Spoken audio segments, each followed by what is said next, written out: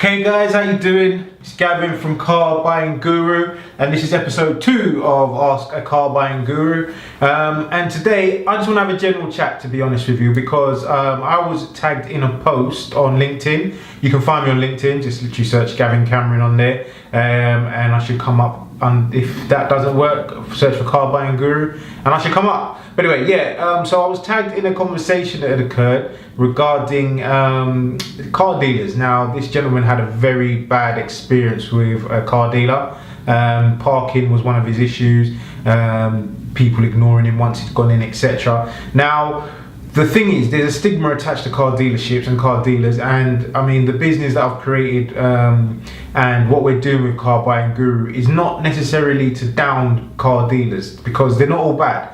I mean, I learnt my trade. I was in a car dealership for 5 years in Wolverhampton, and I worked my trade from scratch from there, coming there, not really much, if any, experience in the motor trade. And I saw there was some bad points, and I saw there were some good points. The thing to remember, there's a few things to remember when you're dealing with car dealerships. A, they're a business. I found in my time in the dealership that a lot of car garages got a bad stigma because customers were somewhat unrealistic with what they wanted from a car dealer.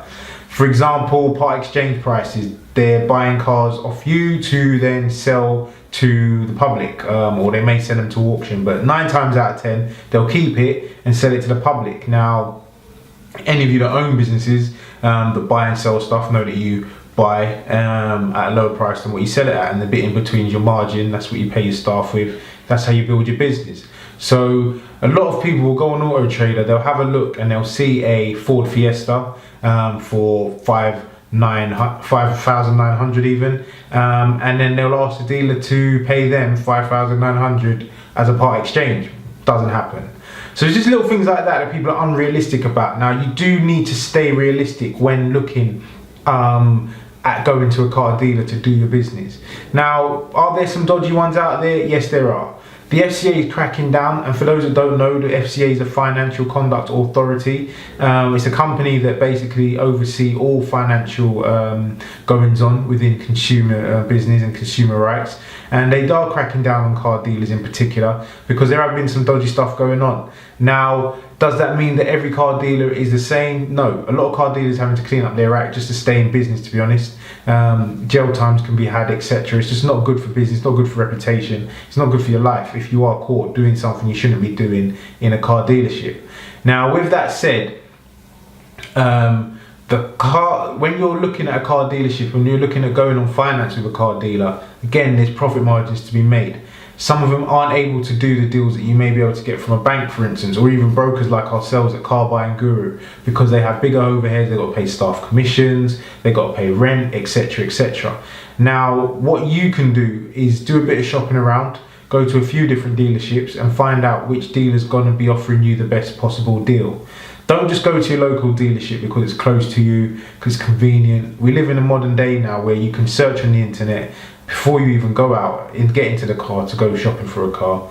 You can look for a dealership that is going to be selling the car you want at a price you want, and if you are looking at a finance package, you can probably even find out roughly how much you're going to be charged per month on a particular finance package on most websites that dealers have now. So don't just go to your local one and then get ill feeling because they're unable to do what they can do for you, or do what you want them to do even. Shop around and see what is available to you, like anything. And also make sure that you go to a dealer that's well known. Try not to go to a small dealership that has like 10 cars on their lot. They're probably not going to be around for long, number one. They probably haven't got much business going on. They're not doing very well. They're not very popular, and that's why they don't have much stock. Go for something that's a bit more established. The dealers that we partner with aren't all main brands like the Fords, the Vauxhalls, the Mercedes, the BMWs. They are some independent garages that are very good, have stock from around 100 to 200, and are able to offer you a service that is better than most. So yeah, shop around a bit and see what is out there from a reputable dealer. You can usually get things on Trustpilot. You can go onto the likes of Facebook and look at Facebook reviews. Speak to friends and family, see what they say is available, and see who they think is good at speaking to. Now once you actually get to the dealer, you picked out the one you want and you get to the dealership, don't treat the salesperson as an enemy. I'll say it time and time again. When I was on the floor in the garage, you get the classic one where a customer will come up to you with a big wad of papers in their hand. They've obviously been on the internet searching, found the car they're looking for, you've got it in stock. You say to them, do you want the help? And they say to you, no, they don't want any help. And it's obvious they do, because they've come into a dealership with a pile full of papers looking for a particular car that they probably can't find on the lot because it's locked away or something like that, waiting for preparation. And the salesman 9 times out of 10 is genuinely out to help you. They actually are more on the customer's side than they are on their management side, you'll find. The simple fact that management are there to make as much profit as possible these days, and sales guys are paid per unit, so they're paid for every car that they actually sell as opposed to how much profit's in the car. So there's a bit of a difference. They want you to buy a car. If it's £1,000 car or if it's a £10,000 car, they generally get paid the same in this day and age. So they just want you to buy a car. So yeah, don't treat them like the enemy. Be open to them, be honest, have an honest conversation. If you're not looking to buy, just say, look, I'm not looking to buy. If you are in a position where you think you might buy, don't say, yes, I want it. Make them have to do some work for your business, but at the same time, make sure that they do have a rapport with you. I mean, not, again, like anything, not all salesmen are good guys, not all salesmen are going to be able to build that rapport with you. However, there are a lot of good salespeople out there. There are a lot of good salesmen in the dealerships, and yeah, don't automatically think because they're selling cars they might have quite a nice suit on and a big watch that they're the devil. There are perks to the job, and some of them that do well do buy themselves nice things. So yeah, they're not all ripping customers off. And plus, again, like I said, the FCA are watching and they make them do certain things to make sure they're not going to be doing anything untoward.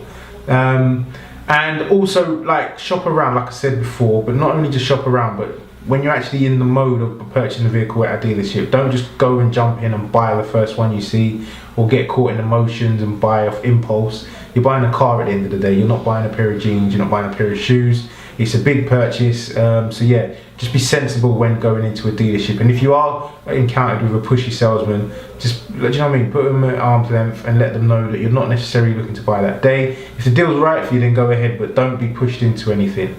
And finally, make sure, if needs be, you contact a company like ourselves, Car Buying Guru. What we do, we offer a tailor-made solution where we can source a vehicle for you. So you can actually find yourself not having to go out to a dealership at all. You just contact us. For instance, email us at inquiries@carbuyingguru.co.uk. Go to our social media at Car Buying Guru UK. That's on Facebook. We're on Instagram. We're on Twitter. And we're on Snapchat. You can then message us directly and we can start hunting for a used car for you. That way you don't have to trail around the dealerships. We only deal with reputable dealers, like I mentioned at the beginning of this video. We have a good rapport with them. We make sure the cars are good when they go out. We can check them over for you, or have our people check the car over for you. We can provide warranties, etc. So we can take away the headache of not knowing what dealerships to go to simply by just contacting us. The other benefit is we are able to usually offer a much better finance package as well. So there are options. I mean, like I said, not all car dealers are bad. The world of car dealerships are not completely extinct just yet. Maybe in a few years when the internet finally takes its toll on the motor trade, you never know. But at the moment, they're not that bad. They're not all doom and gloom. And you should consider a good dealer if you can find one. Keep your questions coming, keep your comments coming, and let us know what you think. That's Gavin at Car Buying Guru, and thanks for watching.